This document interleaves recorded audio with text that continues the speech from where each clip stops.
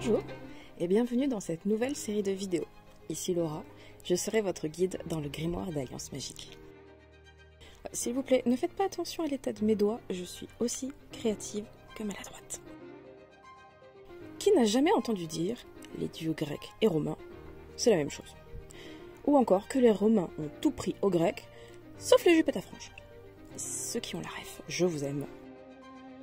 Il va sans dire que l'on trouve de grosses similitudes dans les deux panthéons, mais peut-on vraiment dire de déesses comme Aphrodite et Vénus qu'elles sont identiques? Regardons ça ensemble.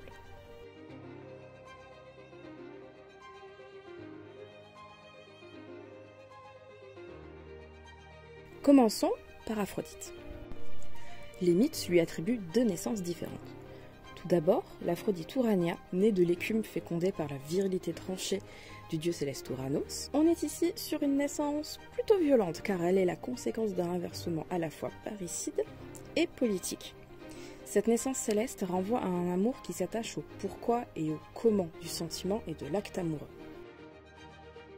Ensuite, nous avons l'Aphrodite Pandémia qui, elle, est fille de Zeus, le roi de l'Olympe et de l'Océanide Dionée. On retrouve cette filiation céleste et aquatique comme pour l'Aphrodite Urania. Cette naissance est considérée comme plus classique car plus proche de la naissance humaine. Cette Aphrodite est liée à un amour plus classique, fortement rattaché au corps et à l'acte sexuel, dépourvu de la grandiloquence mystique de l'Aphrodite Urania. Aphrodite est notamment connue pour être une déesse de l'amour, de la beauté et de la sexualité. Elle gouverne l'amour, cependant elle n'est pas l'amour. Tout comme nous, simples mortels, elle en subit les affres. L'amour, par contre, c'est Eros, le désir, la divinité primordiale de la même génération que Gaïa. C'est un peu comme pour Poséidon. Il gouverne les mers, mais il n'est pas la mer. La personnification de la mer, c'est le dieu Pontos. Il y a un aspect d'Aphrodite qui est un peu moins connu que ceux dont je viens de vous parler.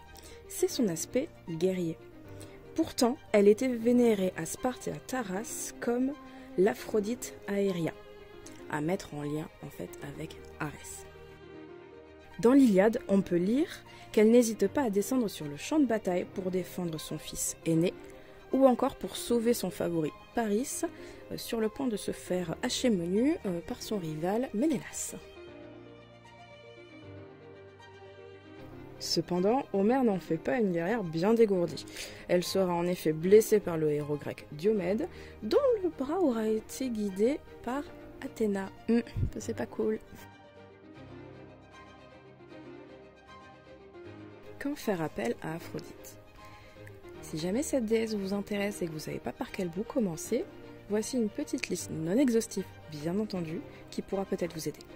Nous l'avons vu, Aphrodite est la déesse de l'amour, mais plus que ça, c'est la déesse de l'amour absolu. Et cet amour commence par soi. Elle pousse à un retour à soi, car la personne la plus importante dans notre vie, c'est nous. Quand on s'aime vraiment, on ne s'enchaîne pas et on n'enchaîne pas l'autre à soi. Aphrodite chérit la liberté et brisera ces chaînes-là que l'on se met consciemment ou non. Aussi, il ne me semble pas très judicieux de faire appel à elle pour retenir l'être aimé. Et de manière générale, le faites pas, c'est pas fou. La notion de temple sacré est aussi très importante pour Aphrodite. Et le temple sacré, c'est le corps. L'amour de soi passe par un retour au corps, une connaissance de soi pour s'accepter dans ce que l'on a de plus beau. Et rappelez-vous, Aphrodite, c'est aussi la déesse de la beauté. Intérieure aussi. Il n'y a pas que l'extérieur qui compte.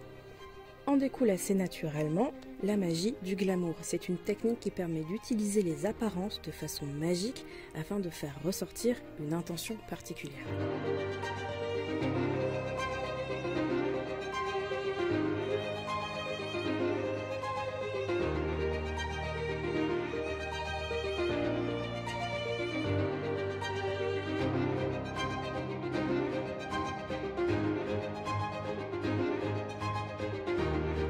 Maintenant que l'on a bien cerné Aphrodite, penchons-nous sur Vénus.